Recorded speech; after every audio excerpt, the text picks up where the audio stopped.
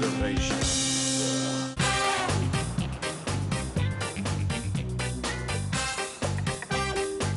I knew there was more to Jamaica than just good food, good music, and beautiful beaches.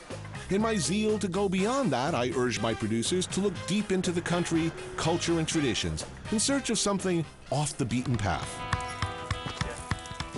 Perhaps they took deep and off the path too literally. I certainly erred by not paying close attention to what they'd come up with. Where are we going, Tony? Hell if I know. Something about a cave. Nice cool morning. Good caving weather. Which is how I found myself in the worst, hardest, most dangerous, misery-inducing, physically demanding, and frankly stupid escapade of my television career. Beaten path? How about heat-stroke-inducing hump up and down muddy jungle hills? I yearned for a beaten path. Any freaking path. My legs are killing me, and my heart is pounding out of my chest. I had imagined our guides Jan and Stefan from the Jamaican Caves organization to be more the brawny, heavy on the safety equipment adventure tourism type. So Tony, how you feel about going into this cave? Little trepidation? I think I'm okay with it. It's an extremely wild and natural cave. Oh, excellent. I'm not too concerned. Oh, good. Looking back, this is like that moment in the horror movie where the character goes, "What could possibly go wrong?" Our trail gets slippery here again, guys. Yep. Yeah, hang on to trees whenever possible, but watch for ones with big spikes coming out. The footing is unbelievable. We're nowhere near the cave and we're already swimming in mud and sweat. You okay? Yeah, man, I'm cool. And the terrain just gets more and more hairy. Yeah. Careful, Tony, it's really slippery. I should tell you, by the way, that I'm still, at this point, expecting like a cave with guardrails and maybe a gift shop. But no, I'm ready to stroke out. The effort of the hike, the heat and humidity, it's hard on me. I'm freaking middle-aged, for God's sake. Heads up when you come through bamboo. It has a tendency to poke you in the eye, and it's very painful.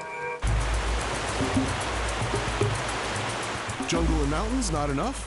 How about the cross the river part? There are two ways to cross the river on a log. There's a safe way, straddling the log and slowly making your way over. And then the not-so-safe way. Have I mentioned, by the way, and I'm not lying, that our guides advised against even dipping a hand in this water, as it's the toxic runoff of a nearby rum factory? The last hill was, of course, the steepest, and arriving at our destination brought no relief. Yeah. Nobody's sitting on the dirt. Whether you sit on a dry rock or sit on a log. There are some domestic cats that have adapted out here because they have a food source here. There's a parasite in their feces. You're fine as long as you don't sit on the ground. Anal-seeking parasites. Sure, why not? And you want me to go where? Okay, we're at the entrance pit to one of the most magnificent and wildest caves in Jamaica. Hundreds and hundreds of thousands of bats down there. As every step progresses, you will feel increasing heat, humidity, and it smells like a barn down there. Tremendous life experience. Bat feces, eh? I think this ranks with the ATV and the Sicilian cliff jump among the all-time good ideas. Ugh. The truth is, nothing in my past experiences had even remotely prepared me for what was ahead.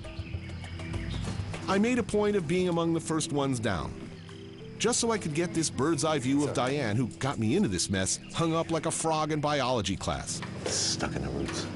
Ooh, look at her struggle. Just sawed off at the ankle. Gave her a flare, a pistol, 2 rounds. I'm actually enjoying this part. Will you ride for down a bit more?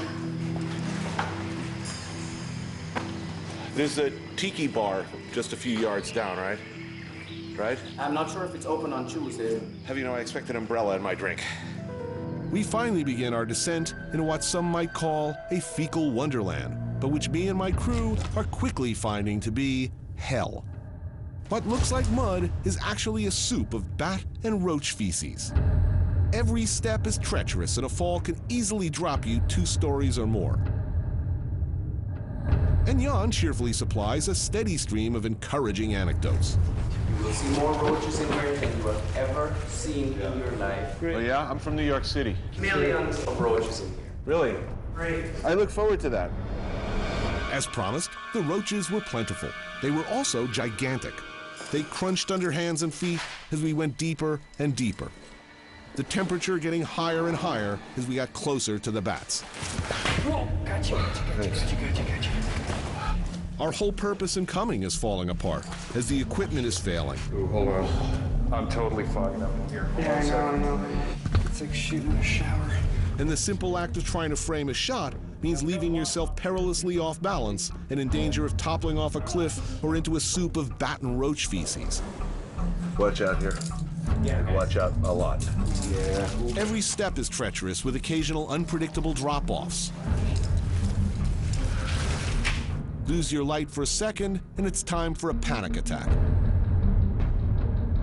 There's always the awful knowledge of how much rock and earth hangs over us. And nothing can give you a sense of the stench and oppressive heat. I'm not sure why I kept going. I suppose because I didn't want to look like a pussy on TV. But I wasn't up to it. I know that now. Let's go. Like the boxer once said, I should have stood in bed.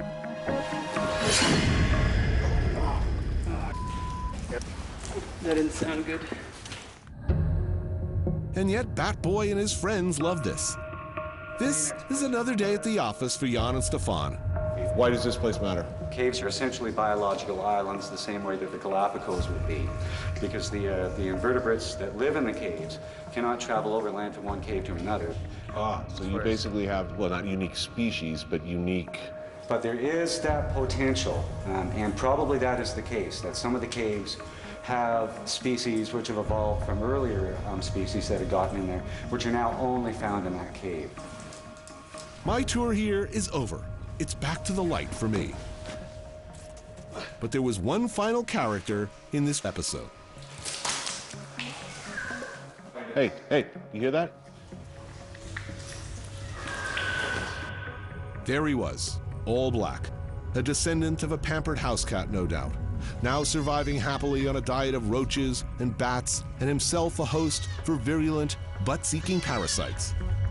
Here, kitty kitty, go see Diane. That's right, Diane. I'm told that this cave was, in fact, the safest of the 27 major cave systems in Jamaica. And I guess I should have known that there are no tourist caves here. But as I staggered back through the heat in a cold sweat, barely avoiding heat stroke to burn every scrap of crap-encrusted clothing on my body, I trust I've shown anyone looking for a cheap cave thrill while on Jamaican vacation that you should probably stick with a chaise lounge and a spliff. Coming up next... So this is what we eat every day. If Anthony don't like it, talk to Anthony.